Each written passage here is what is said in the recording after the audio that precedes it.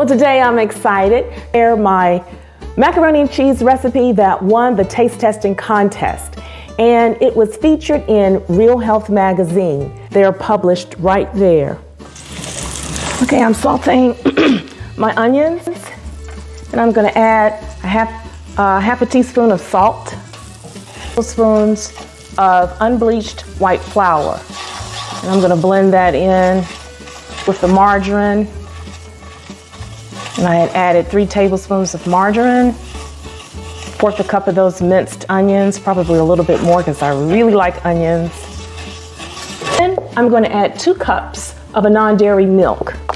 A lot of times we use whole milk, heavy cream.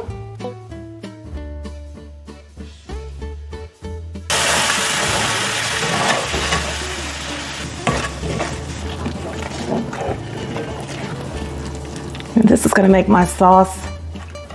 Just add a little bit, blend it, stir it around, add a little bit more.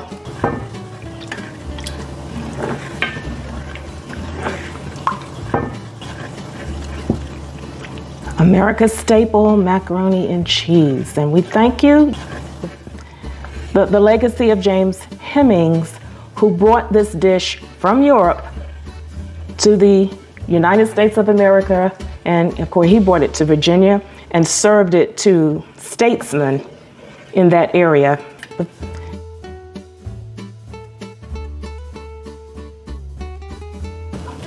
And then I'm adding a dairy-free cheddar cheese. So you can get it in a block, you can shred it yourself. I got it already shredded. Some like to shred their own cheese.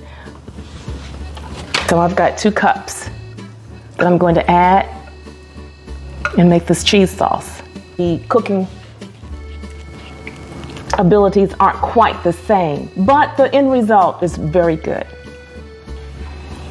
And then the other thing is, we're gonna put this and cook it up, but you're not gonna get the browning that we like to see when we put regular cheese. And again, that's because you don't have those sugars as much and the protein as much as you do in the animal product, the regular milk or heavy cream even, so you don't get that brown look, but you do get a good taste.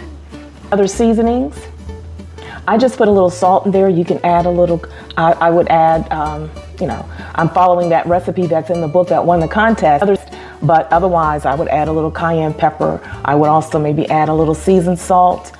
You can add a little pinch of garlic if you'd like to. And if you want, some even add green pepper to their macaroni and cheese. My whole purpose is to teach us how we need to modify some of our family favorites. Embrace your culture, embrace your heritage, those comfort foods, but we definitely need to make some tweaks. It's in the oven, and we are going to keep it in the oven at 350 for about 45 minutes. Toward the end of the cooking, maybe 5 minutes or so toward the end, you can turn it up to 425.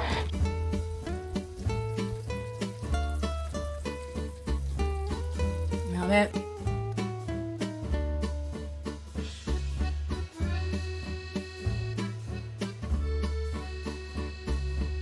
And I will see you next show.